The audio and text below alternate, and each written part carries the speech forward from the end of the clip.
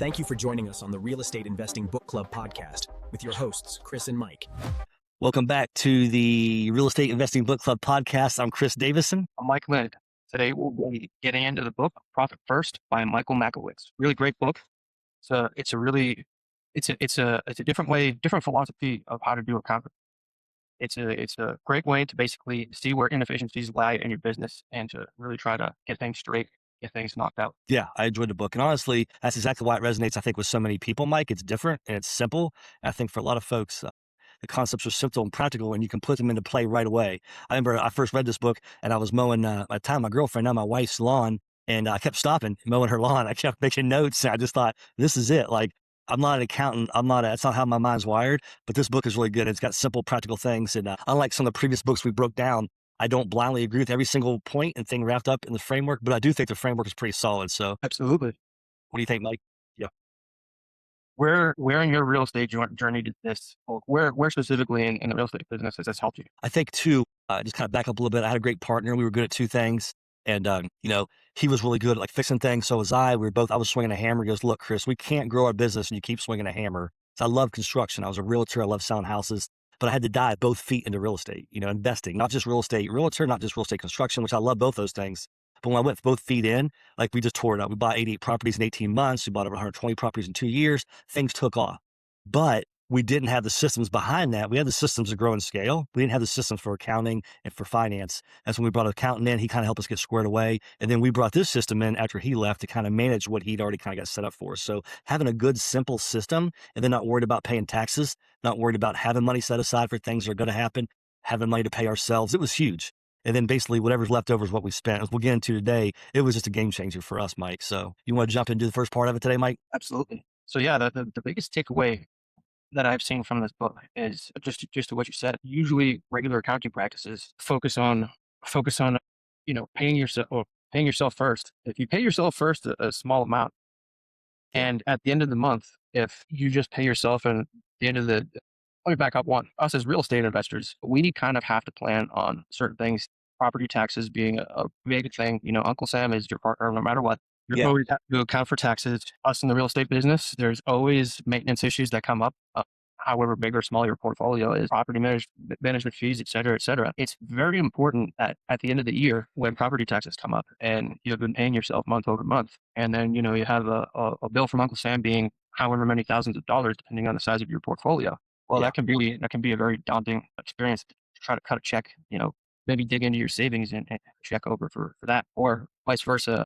You have a house that has a roof that's 40 years old and you need a new roof. You need to cut a check for a few $1,000s for that. These things don't come out of nowhere. So again, planning bit by bit over the year, and I guess over the entire life cycle of you managing your portfolio. That is really the difference. Yeah, no, man, I agree. I see this all the time. Like, I've been doing this for over 20 years now. People own their properties for years and they couldn't tell you their actual bottom line if their life depended on it. And I'm not dogging them. I was the same way. So I think real important is getting some definitions. I like the book gives a little bit.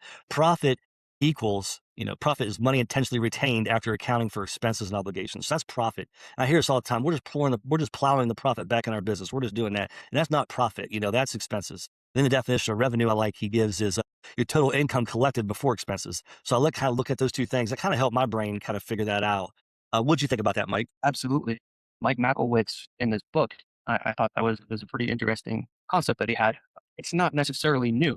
He talks about this before. I think he speaks about his grandparents and other people. At the end of each month, when they would receive their pay, they would have different envelopes, and they would say, "Okay, cool. This envelope is for groceries. This envelope is for, paying the electrical bills. This envelope is for my own personal enjoyment." So again, that same concept, like Michalowicz took in this book and talked about basically opening up several separate bank accounts, even in different banks within your business, to try to eliminate that temptation of taking all of your monthly profits at the end of the month or at the end of the quarter, however you decide to pay yourself.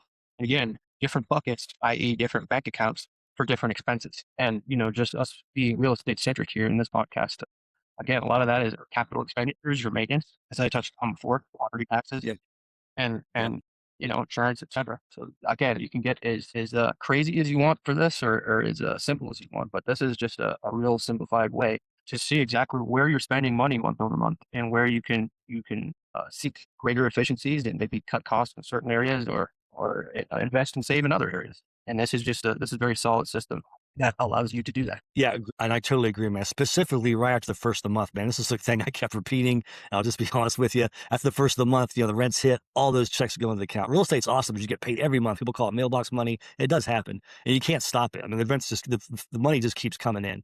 And then so you look at that, for about 3 days, everybody feels like they're a high roller, and then reality shows up. This is what I found is all this money was there. You would look at it in our account like, man, we got all this money, but obviously we had to do something with it. So for us, we kind of looked at, the buckets you just talked about. You have an income account. That's where all the money goes into. Everybody pays their rents. That's where it all shows up. Right away, we put it into a tax account. So our taxes are squared away. We're not stressed, not trying to figure out when taxes are due, how to scrounge that money up. So that takes a lot of pressure off. The profit account, we started out small, 1%. And we just started out super small, just putting 1% away and being diligent, and it snowballed quickly. And then we have, paying ourselves, get our paycheck first, and then the expenses was what left over. And whatever that was, we start bootstrapping. And eventually we didn't have to bootstrap because there was plenty of money in there because other things were taken care of. So I really like how he kind of put that in. And to me, it was just revolutionary, but so simple. So let's get into it. Debt. I know things we talked about debt a lot. You talk about a lot of those things. So let's kind of take a look at that and see what you think, Mike. Yeah, I'm curious. I'm curious to hear what you think, Chris. But again, this is a great book. A lot of simple concepts. So you don't need to have any sort of accounting background to make a lot of leaps and bounds in your business. But something I didn't necessarily agree with Mike Michalowicz in this book on was his approach to debt. I'm curious to hear your thoughts. I know Michael Michalowicz talked about the debt snowball, pay down your least amount of debt first. What do you think? Two things. One is I do disagree with that but I think if you have an average grip on finances, you got to pay off your highest interest things first. Even if it means maybe take a year to pay it off versus paying a smaller one off in 2 or 3 months, get that higher interest stuff paid first. It's just going to equate to more money in your bank. But I understand a lot of business owners, a lot of investors, a lot of people are ADD and they have to see the small wins to keep going. So what his strategy is, which I get, is paying down, which I think you should pay your debt off faster anyway. Paying down some of the smaller notes you have, even though they may be a lower interest rate, and getting a win. And that's going to motivate you to do more and snowball and pay that stuff down faster. I don't think either strategy is wrong. I just think one's better, paying off your highest interest stuff first to snowball that, and then paying off the ones that follow with the highest interest rates. And then I think that to me is a more logical approach, but I get where he's coming from. If you're somebody who needs those quick wins to keep going, to get things working for that framework, a debt snowball. So I'm not saying the one's bad. I just think one's better. And I think you and I can see you shaking your head. We both probably agree that psychology wins to get started. But as an investor, you got to be savvy enough as a business owner to know where your best opportunities are. And that can save you thousands of dollars a year by paying those highest ones off. So that debt avalanche, I get what he's saying. But yeah, I think to me, that's probably, what's your take on that, Mike, on those notes and throwing that in? So we have done the book Real Estate by the Numbers. I encourage everybody to go and check that podcast out.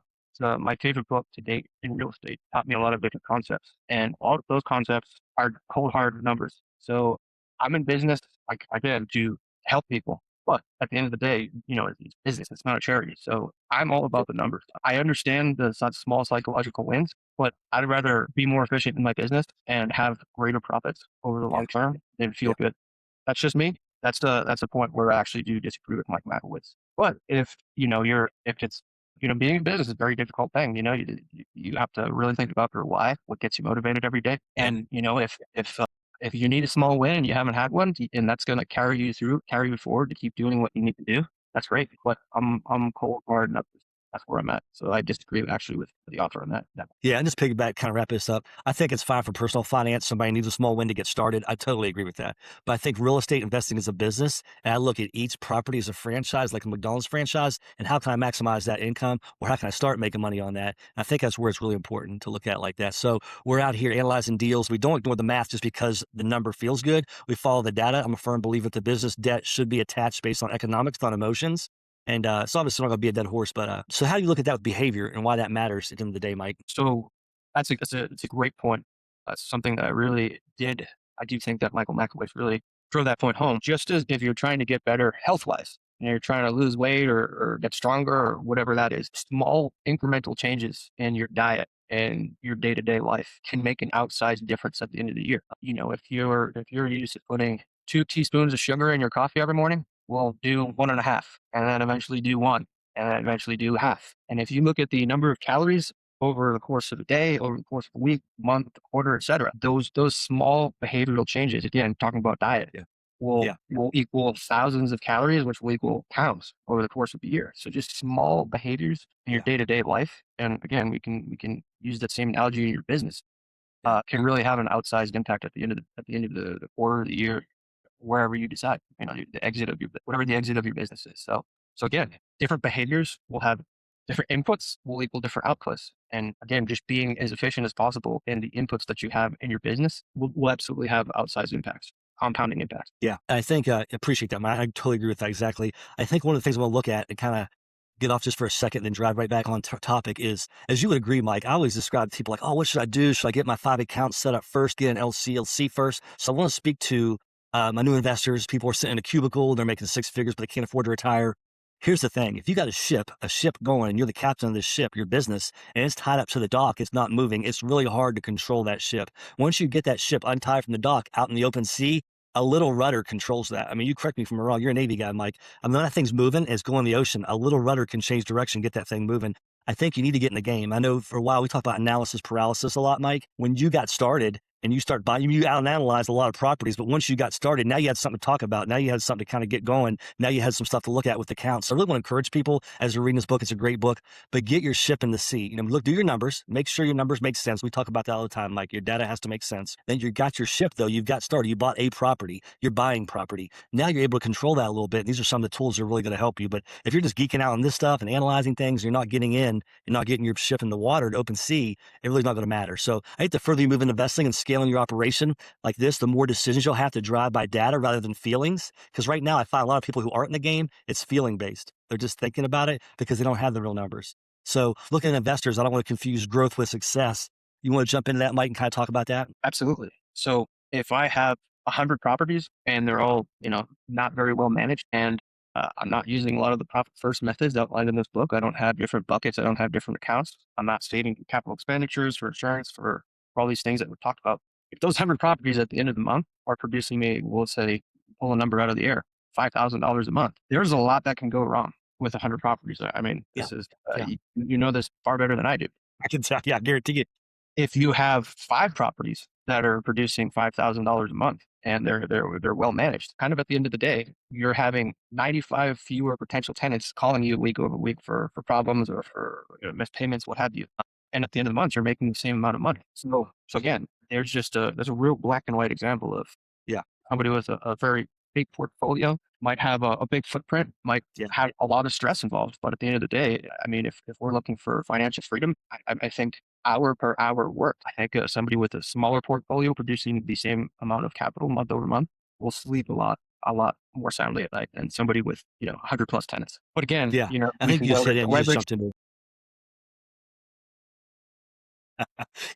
and I think that's, as you're talking about, kind of, I strongly agree with the core philosophy of the book. It kind of hitting that. I think so many investors, like you just said, chase door counts rather than financial strength. I mean, you could have 20 properties paid off free and clear and be making the same cash flow. Somebody owns 100, has mortgages. So looking at that, let's look at 2 different scenarios real quick. You bring up, so investor one, I like doing scenarios, has 25 units, has almost zero liquidity, and is constantly stressed out of their mind. They don't have accounts set up. They don't have reserves. They just are going, they bought properties that constantly need work. Investor two owns 5 units, has significant reserves and generates consistent, predictable cash flow. His places are maybe fixed up better. He's vented tenants better. Who's actually wealthier here? And I think that's the key strategy, is kind of looking and having a business plan and then executing the business plan and having that money in those reserves, those kind of things set up. So I'm going to steal your thunder, Mike. I think I can definitely tell you the second investor definitely sleeps a lot better. You just kind of talked about that. And I 100% agree with that. And it forces you to look in the mirror and ask a tough question. Are we acquiring properties that actually build wealth and a family legacy? Or are we just buying properties to brag about how many doors we have or just to hit a goal or a number?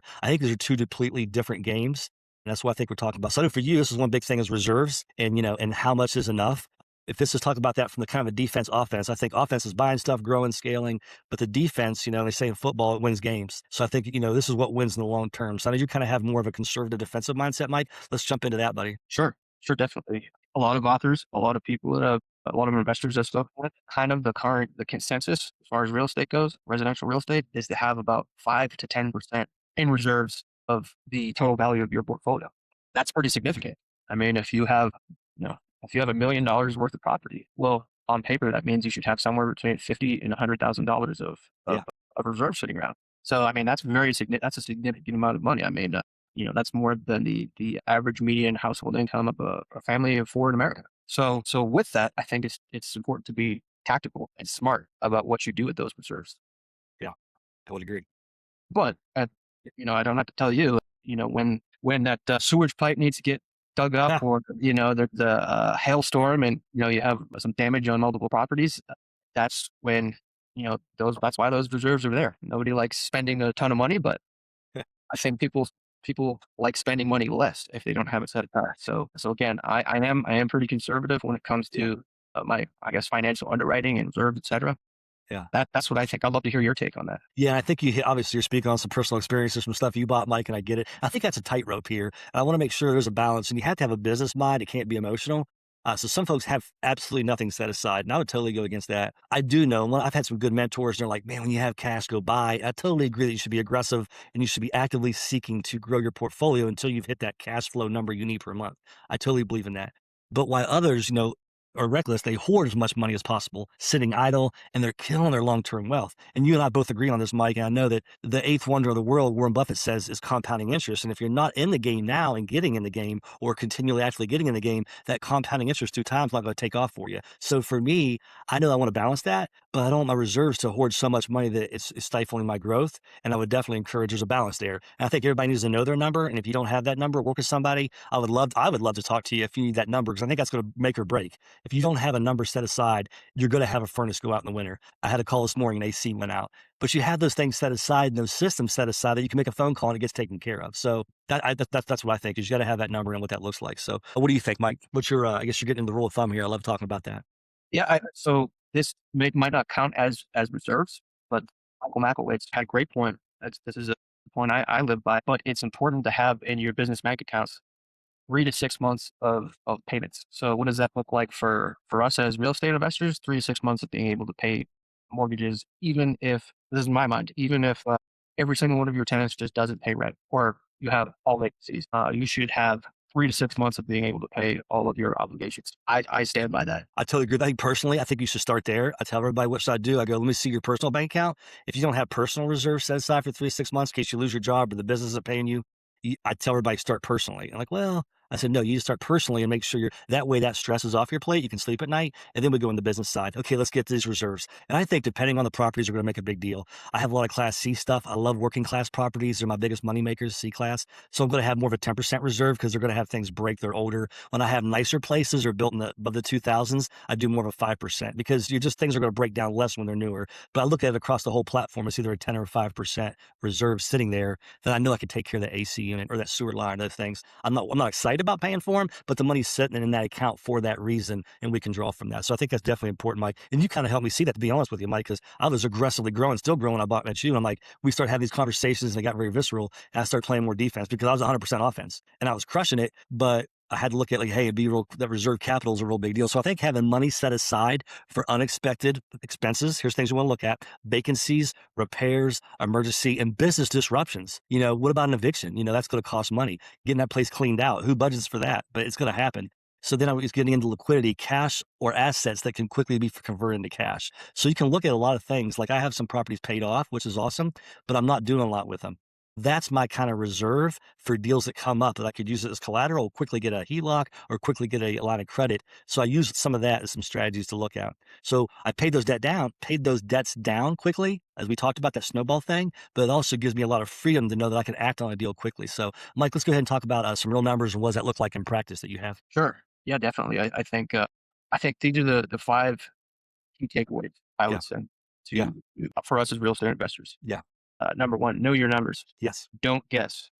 Try to measure everything. This, I would argue, is easier to do today in 2026 or going into the future. It's easier to do now with technology than it ever has before. You can do it from your cell phone and your couch. You can find out what property taxes are. You can find out a lot of times what ballpark, what your insurance would be, et cetera, et cetera. I guess number two, maintain true reserves. I think, or things are going to pop up. The unexpected will always happen, and inevitably problems will occur. And it's important to have real reserves. Number three, separate your business money from your personal accounts. Yes. Yep.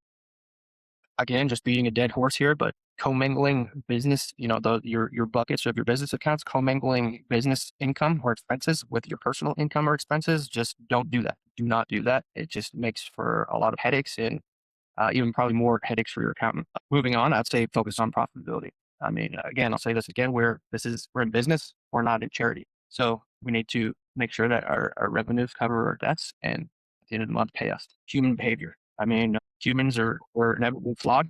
We are inevitably irrational. So I think just having a solid system and then following that system can really help you just take away any sort of what would it be, any sort of enticements that you may have of dipping into your funds. So just basically eliminating those temptations before they start, and following your system can really counteract our stupidity as humans. Yeah. So I'd say those points are real solid takeaways that I got. And you totally agree with that. And just from so from a boots on the ground standpoint, nobody's going to lose out if they bought a bad property. One bad property is not going to kill you. I mean, if it's a huge investment apartment complex or a huge commercial deal, but I'm saying if you buy a single family house, it's not going to take you out when you have the right safeguards, like you're just talking about right now in place, Mike, a reserve. And here's what my mentor said. He said, hey, look, real estate is so forgiving. All you got to do is hold on to it and it'll catch up. The value will eventually catch up. The rents will catch up. It'll correct itself. Or if it's a bad investment, you do enough work to it that you can sell it and you can get your money back and go find something more profitable. So I think that's the thing is real estate is so forgiving. There's so many tax benefits I don't even want to jump into today, but I think those tips you just throw, Mike, are just gold nuggets. There's so much clarity there. And I do kind of want to wrap up because my mindset is looking at each unit as a separate business that makes money. That's how I look at it. And then, like you said, keeping your buckets clean, don't intermix personal funds, and then having the right buckets. And just once a month, you can do this. It's super easy. Even twice a month, if you're a little OCD, you can work on these numbers and make sure the right buckets are taken care of. But I think, if you focus on profitability and not just put the money back in the business, but true profitability, revenue is just vanity. It's just what it is. But profit is sanity. It's really going to lead you in. So, Mike, out of 10 houses, one being worst, 10 being the best houses, what would you give this? How many houses would you give this book by? Give Profit First a 7.5 houses out of 10. Okay. I was surprised that you're going to say 5, bro. I give it 7.5. There's some great concepts. I mean, accounting is one of those things that nobody really loves, but it is essential. I don't agree with everything Michael Michalowicz had to say. A lot of the, human, emotional, feeling to yourself. I get that. Some people need that. I'm more of a cold, hard numbers guy, less than a mindset guy. Yeah. And I like what you say, Mike. You kind of taught me this is, when you challenge your assumptions, it does helps you to critically think, and I think like most people, I think I'm right all the time. But when you start challenging those thoughts, because most of us come from a preconceived notion that we have it figured out. But when you start challenging some of these notions, and this is what this book did for me, like the traditional accounting system, which has been around for 150 years or longer, is just what I did and bought into it, my accountant and bookkeeper. But I'm like, hey, I want to do this. This is how I want to do it. It changed accounting for me and made it simple and practical, and I could use it. So we do this in our business. I'm not always 100% at it, but man, this is kind of my mainstay and how I put it together and how we look at things every month. So thanks for hanging out with us today, Meg. Appreciate you jumping on. Thanks for listening today to another episode of the Real Estate Investing Book Club podcast. Just if you liked it, go ahead and hit a like on that. Love for you to subscribe, get more stuff like this when it comes out. You get first dibs, and hopefully you're getting tons of value. If you have a book to recommend, put it in the comments. If you'd love to be a guest on here and talk about your favorite book with us, we would love to share that with you. So with that today, I just want to thank you guys so much for joining us today. Hey, thank you all. See you next time. Thank you for joining us on the Real Estate Investing Book Club podcast with your hosts, Chris and Mike.